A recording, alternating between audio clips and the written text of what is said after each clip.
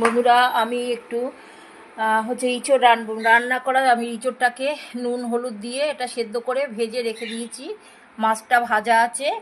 আমি পেঁয়াজটা একটু জিরে ফোড়ন দিয়ে পেঁয়াজটাকে একটু সাঁতলে তারপর আমি আবারও আসবো, দেখাবো। তো পরের নেক্সট এসে আমি একটুখানি ভাজা ভাজা হয়ে গেছে।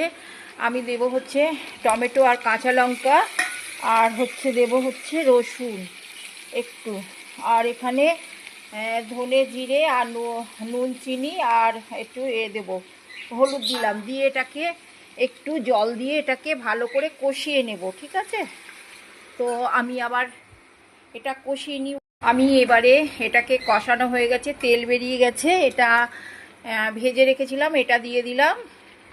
আর দেব হচ্ছে তোমার চিংড়ি মাছটা দিয়ে এটাকে ভালো করে কষিয়ে তারপর আমি আবারও পরে জল।